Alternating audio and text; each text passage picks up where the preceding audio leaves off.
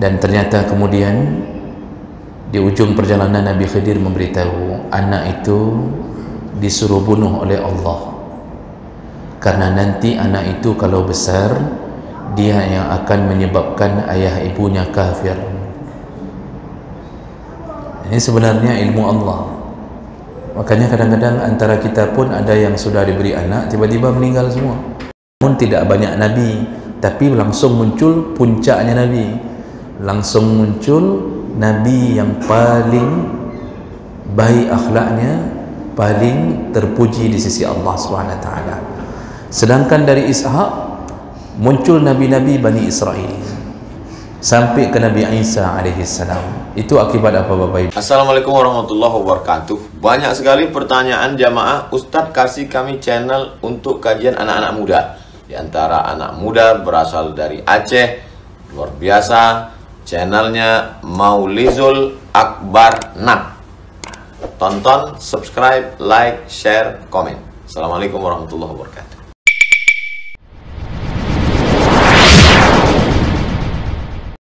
Assalamualaikum warahmatullahi wabarakatuh. Alhamdulillahirabbil alamin. Wassalatu wassalamu ala nabiyyina Mustafa Muhammadin wa ala alihi wa ashabihi ajma'in. Rabbi shrah li sadri wa yassir li amri wahlul 'uqdatam min lisani yafqahu qawli. Segala puji bagi Allah, kemudian salawat dan salam pada Rasulullah, pada keluarga dan seluruh sahabat-sahabatnya. Bapak-bapak dari ibu yang Allah muliakan, insyaallah kita akan sambung pelajaran kita yang biasanya kita lakukan di waktu maghrib dan isya. Kita sedang membahas tentang adab-adab ketika mencari rezeki, dan yang sedang kita bahas di dalam bab bentuk-bentuk atau ragam macam rezeki. Yang terakhir kita bahas di antara rezeki yang mungkin belum difahami oleh hamba adalah pemberian sabar. Jadi ketika seorang hamba diberikan sifat sabar oleh Allah, maka itu adalah sebaik-baik rezeki. Rasulullah sallallahu alaihi wasallam yang menyatakan bahawa tidak ada pemberian ma ruziqal 'abdu rizqan awsa lahu minas sabr. Tidak ada pemberian yang lebih luas, lebih hebat daripada sabar. Jadi ini rezeki yang patut disyukuri kalau kita masuk ke dalam golongan orang yang mampu bersabar. Itu yang terakhir kita bahas. Kita lanjutkan bentuk rezeki berikutnya, yaitu al-aulad. Yaitu ketika seseorang diberikan anak oleh Allah, maka itu adalah rezeki. Allah Subhanahu wa taala menyebutkan dalam surat An-Nahl 72, "Wallahu ja'ala lakum min anfusikum azwajan wa ja'ala lakum min azwajikum banina wa hafada." Kata Allah, Allah Subhanahu wa taala telah menciptakan istri-istrimu dari dirimu sendiri. Ini maksudnya bahawa sebagaimana penciptaan Hawa yang berasal dari tulang rusuk Adam, maka berikutnya Allah menciptakan istri-istri itu dari keadaan kita sendiri, tapi bukan lagi dari tulang rusuk kita, karena itu hanya proses penciptaan pertama. Dan kemudian Allah Subhanahu wa taala menciptakan dari istri-istri kalian anak-anak dan cucu-cucu. Nah, ini adalah rezeki. Kalau seseorang diberikan anak oleh Allah, tidak tahu juga cara mensyukuri rezeki itu, maka sungguh dia telah melupakan pemberian Allah atau nikmat Allah. Banyak orang yang kadang-kadang punya anak tapi mengira bahwa anak itu adalah hasil daripada usahanya. Anak itu hasil dari perkahwinannya. Padahal cukup banyak orang yang menikah kadang-kadang tidak diberi keturunan oleh Allah, tapi kita diberi oleh Allah. Yang sudah diberi, maka berfikirlah untuk membuat anak itu menjadi generasi yang taat kepada Allah. Yang belum diberi, ketahuilah bahwa Allah punya tujuan, punya keinginan yang tidak dipahami oleh seorang hamba. Karena ilmu Allah yang tercatat di Lauhul Mahfuz membuat seorang hamba ditakdirkan tidak punya anak. Tapi jangan mengira bahwa Allah menghukumi hamba itu dengan tidak punya anak. Dulu orang-orang Arab jahiliyah itu mereka mengejek-ngejek Nabi. Allah sebutkan dalam Al-Quran, inna syani'aka huwal abtar. Jadi mereka mengejek Nabi bahwa Nabi itu nanti akan menjadi mandul, akan menjadi ini, menjadi itu. Lalu Allah yang mengatakannya, sesungguhnya yang menghinamu Muhammad, merekalah yang abtar, merekalah yang nanti akan dilaknat Allah.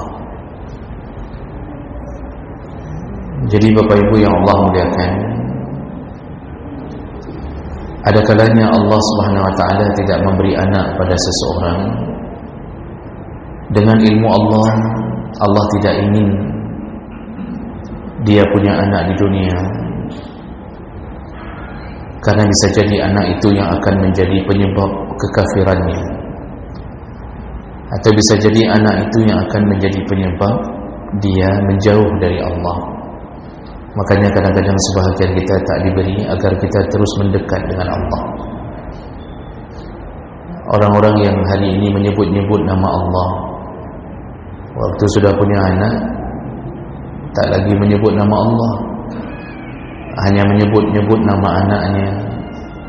Orang yang hari ini kadang-kadang diberi oleh Allah ringan untuk melakukan sedekah, maka nanti seandainya punya anak, bisa jadi dia sudah menjauh dari sedekah karena disibukkan dengan memelihara anaknya, seluruh hartanya untuk beli mainan macam-macam. Ini makanya sesuatu yang Allah takdirkan diterima, karena kita tahu Allah itu tidak zalim, ya, karena kita tahu Allah itu tidak zalim. Kalau Bapak Ibu mengingat kisah Nabi Khidir, salah satu yang dilakukan Nabi Khidir dalam melakukan perjalanan dengan Nabi Isa, dengan Nabi Musa alaihi salam, dia tiba-tiba membunuh seorang anak yang masih remaja.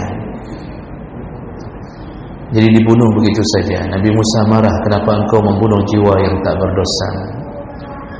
Dan ternyata kemudian di ujung perjalanan Nabi Khidir memberitahu, anak itu disuruh bunuh oleh Allah, karena nanti anak itu kalau besar, dia yang akan menyebabkan ayah ibunya kafir. Ini sebenarnya ilmu Allah. Makanya kadang-kadang antara kita pun ada yang sudah diberi anak, tiba-tiba meninggal semua. Yang belum diberi, jangan suuzan sama Allah. Allah punya sesuatu yang diinginkan.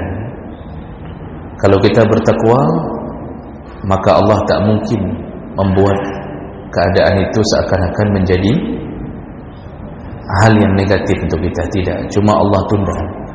Kadang-kadang yang sudah diberi anak lebih sakit ketika sudah ada anak kemudian diambil. Tentu perasaannya lebih sakit daripada yang belum pernah diberi. Tapi yang diambil oleh Allah pun, maka berhusnudzanlah kepada Allah. Jadi juga jangan sampai mencaci Allah, perkara ilmu yang dicok oleh Allah. Ada yang kadang-kadang meninggal di kolam renang ketika membawa anaknya. Itu yang si kakak berumur 4 tahun, si adik berumur 2 tahun. Ini pernah terjadi di antara kita. Saya tak sebutkan orangnya. Jadi ketika ayahnya ada suatu pekerjaan, dibawa anak-anaknya ini ikut bersama dengan istrinya, lalu kemudian istri dan anak-anaknya ditinggalkan di hotel, ayahnya ikut acara kegiatan kantor, dan ternyata dengan izin Allah istrinya yang menemani anaknya berenang, lalu pergi sebentar entah untuk angkat telepon, begitulah ceritanya. 5 menit kembali, ternyata dua-duanya tenggelam hanya dalam waktu 5 menit. Bayangkan perasaan seorang ibu, bayangkan perasaan seorang ayah. Dan begitulah kejadian yang Allah buat di atas kita. Maka kalau Allah Subhanahu wa ta'ala sedang memberi, jangan disombongkan. Artinya hari ini banyak orang yang kadang-kadang disibukkan dengan memamerkan anaknya. Biasanya di awal-awal pembagian rapor, Pak. Itu di akhir semester, asal sudah bagi rapor, itu sudah penuh. Status WA, status Facebook, itu sudah penuh dengan foto anak yang pegang rapor. Tapi bahasanya bahasa tawadhu', bahasa orang-orang yang seakan-akan merendah. Dia pasang foto anaknya yang memegang rapor, lalu kemudian dia tulis, Alhamdulillah, dengan izinmu ya Allah, anakku berhasil mempertahankan ranking 1-nya ya Allah. Update status. Lalu apa yang dia tunggu? Dia tunggu komen orang di bawahnya. Setiap beberapa menit dia buka lagi Facebook, dia tunggu ada yang komen atau tidak. Satu orang komen, Masya Allah, Tabarakallah, pintarnya anaknya, Subhanallah, pasti ikut mamanya. Berbunga-bunga hati kita. Ya. Sebelum tidur pun kita sempat kembali mengecek sudah berapa komen. Padahal anak kita itu masih panjang perjalanan. Dari TK sudah kita sombong-sombongkan. Jadi Bapak Ibu yang Allah muliakan, ini orang-orang yang terlalu sering memamerkan anaknya di media-media sosial. Perlu diingat-ingat, hari ini anak kita yang kita sombong-sombongkan, bisa jadi dia akan menjadi penyebab keruntuhan kita di tahun-tahun berikutnya. STK juara hafal dari Al-Hakumut Takasur sampai Qulullahu Ahad. Juara menghafal dari ayat tersebut, dapat langsung piala dengan sertifikat, dengan anak-anaknya disuruh pegang, difoto, dipamerkan. 10 tahun berikutnya ketika sudah berada di SMA, ternyata anaknya narkoba. Maka pupuslah semua harapan. Di saat itulah kita menyesalinya, ya Allah, dulu anak ni salehnya, dulu anak ni begitu. Itu akibat apa? Kita lupa yang mengatur kehidupan anak itu adalah Allah. Bahkan mungkin banyak orang tua yang tak pernah memanjatkan doa agar anaknya menjadi anak saleh. Banyak orang yang kadang-kadang tidak pernah menyebut nama anaknya di dalam untayan doanya, sehingga Allah marah, sombong, seakan-akan kita mampu mendidik anak hanya dengan menyekolahkannya di sekolah favorit. Kita sombong, seakan-akan kita tidak perlu Allah untuk membuat anak kita menjadi baik. Jadi kita sibukkan diri dengan kesombongan itu. Nah, begitu Allah beri ujian, baru jatuh kita.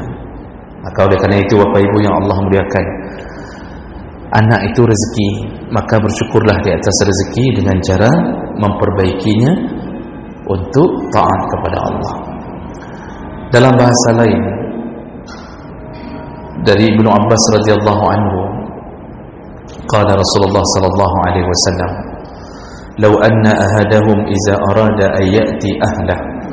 Ini nasihat Nabi untuk membuktikan bahwa anak itu memang rezeki Allah, bukan kemampuan kita. Apa kata Rasulullah?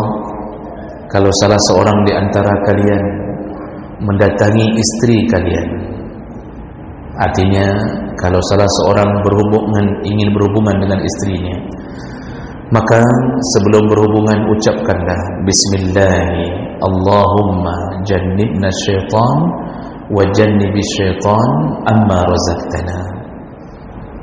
Dengan nama Allah, ya Allah, jauhkan kami dari syaitan dan jauhkan syaitan dari ma razaqtana.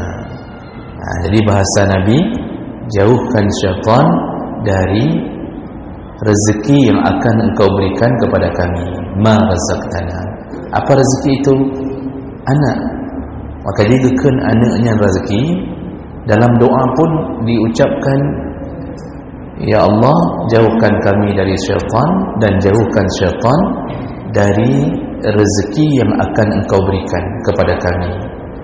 Maksudnya adalah anak. Maka Rasulullah kemudian menyebutkan, barang siapa yang membaca doa ini sebelum berhubungan dengan istrinya, fa innahu in yuqaddar bainahuma waladun fi zalik, seandainya Allah takdirkan dia akan punya anak, lam yadurruhu syaitan abada, maka dia tidak akan diganggu oleh syaitan abada, selama-lama. Jadi maksud selama-lama di sini, sebagian ulama mengatakan setelah dia lahir dia tidak akan diganggu oleh Ummus Sibyan. Ummus Sibyan itu sekelompok syaitan yang tugasnya menggoda anak-anak. Itu disebut kelompok Ummus Sibyan. Jadi anak itu akan aman dari tusukan-tusukan syaitan dari lahirnya. Ada juga ulama yang mengatakan kalau itu dibaca doa itu, lalu kemudian terkabul doa itu dan dia punya anak hasil hubungannya, maka Allah akan membuat anaknya tidak akan tersesat. Walaupun mengalami gelombang naik turun, tapi tidak akan tersesat. Makanya orang Aceh ketika melihat ada anak-anak yang badat, tungang, keloprit, misalnya ada anak-anak itu solat nak mau, nakalnya minta ampun. Kalau bahasa Acehnya keloprit, pak, pekak peluit, pekak peluit, keloprit. Ketika diprit tak mendengar apa-apa. Apa kata orang-orang Aceh kadang-kadang ketika memarahi anaknya, ikah anak hanai baca doa liya haga. Begitu kata orang Aceh. Ini anak ni enggak dibaca doa sama ayahnya. Jadi tidak ada doa ini. Makanya ketika mulai awal pernikahan, kadang-kadang orang yang ngetes pernikahan itu nanya, bisa hafal doa? Ketika berhubungan tidak.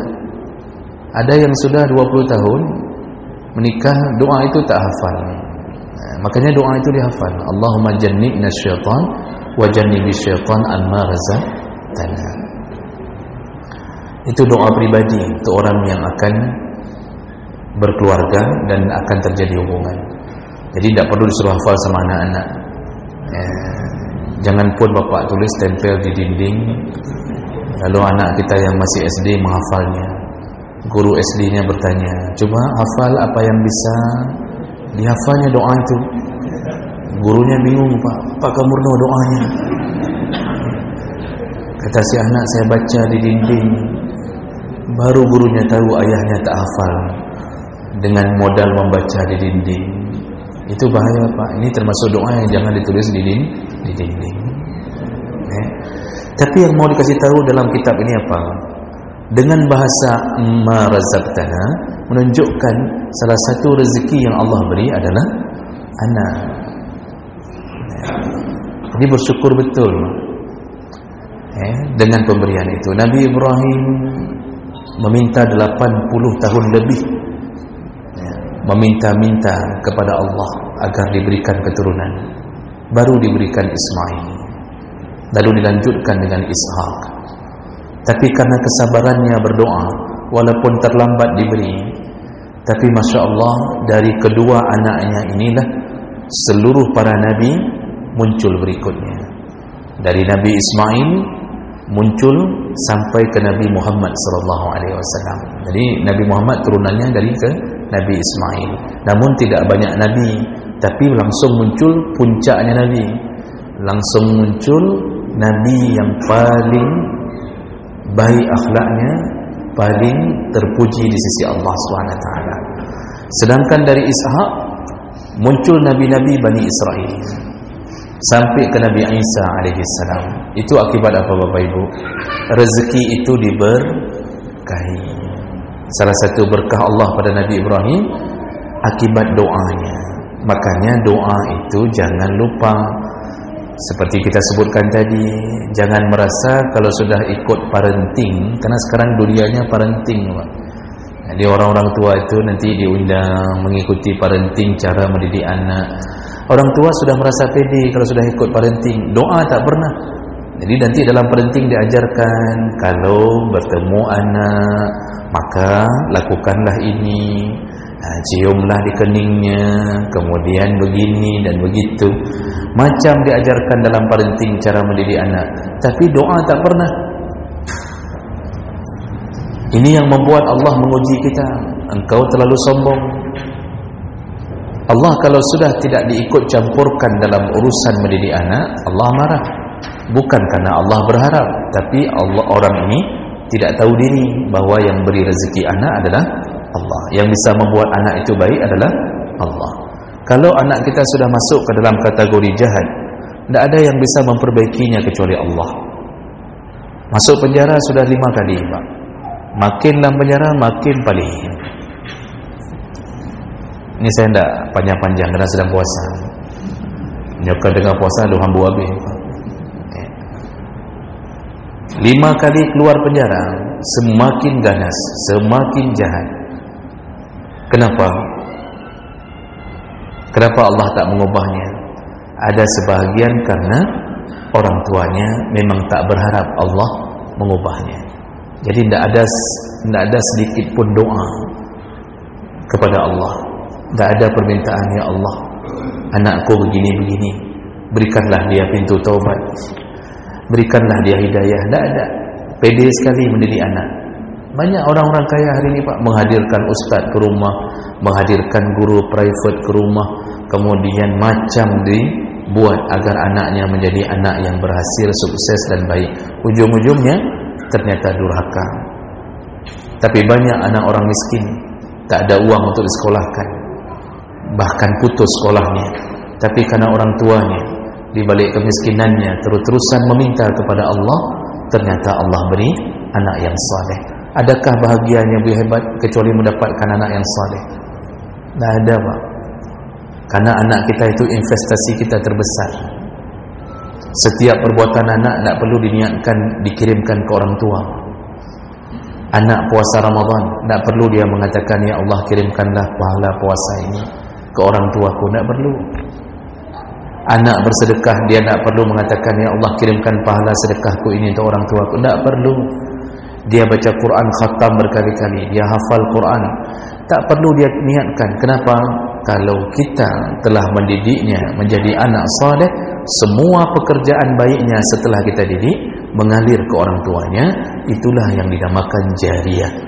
Nabi mengatakan, iza mata ibnu Adam, kalau sudah meninggal anak Adam, putus seluruhnya illa salasah, kecuali 3 perkara. Salah satunya adalah waladun salihun yad'ulah, anak saleh yang berdoa untuknya. Berdoa itu maksudnya semua yang dia lakukan adalah hasil pendidikan orang tuanya. Maka kan kita ini kan di alam kubur, Pak, yang kita tunggu apa? Tidak ada lain, kecuali paket dari anak kita. Kalau anak kita lima-limanya baik, lima-limanya anak yatim yang baik-baik, itu diketuk pintu kubur kita oleh malaikat sebentar-sebentar. Malaikat akan berkata, paket, kata malaikat. Lalu kita buka pintu, kita tanya, COD atau tidak? Anak duduk lagi nyala. Kata malaikat, tak ada COD, ini dari anakmu. Dia baca Quran di dunia. Anakmu ternyata puasa. Begitu bahagianya hati, duduk, kemudian dapat paket. Terus-terusan. Bahagianya kita di alam kubur. Maka perlu sedikit lelah dalam mendidik anak ini. Jangan mau terima beres saja. Ada orang Pak, mau terima beres, sudah punya anak, lalu kemudian diserahkan ke pembantu. Si mama kenapa? Sibuk ngurus sertifikasi. Anak serahkan ke pembantu. Mama nak mau berhenti kerja. Si bapak memang wajib kerja. Mama nak mau berhenti, pekan sayang, kahek luncuk S2. Sudah capek saya ngambil S2, masa tiba-tiba saya tak boleh kerja. Maksa kerja, gaji 4 juta, sertifikasi belum berhasil sudah 10 tahun. Gaji 4 juta, tiap-tiap bulan gaji habis untuk bayar pembantu. Lama-lama anaknya mirip pembantu. Heran juga Pak bisa mirip pembantu. Ni apa yang terjadi ni? Pasti ada something wrong ini. Lihat di CCTV, ternyata suaminya selingkuh dengan pembantu. Yang hasil sertifikasi. Kenapa duduk saja? Kenapa tak duduk saja di rumah? Pelihara anak baik-baik. Rezeki suami, rezeki istri itu sama. Istri kalau tidak kerja, maka Allah akan berikan rezeki miliknya melalui tangan suaminya. Boleh kerja, tidak ada masalah dalam Islam. Yang penting jaga syariat dan jaga anak. Jaga anak. Ini kadang-kadang kebablasan, kerja sampai nak pulang-pulang Pak, anak hancur sendiri di rumah. Tak ada pendidikan dari ibunya, tak ada kasih sayang. Itu yang tak boleh. Nah, jadi Bapak Ibu yang Allah muliakan, ini adalah salah satu rezeki yang diberi Allah yang patut kita syukuri.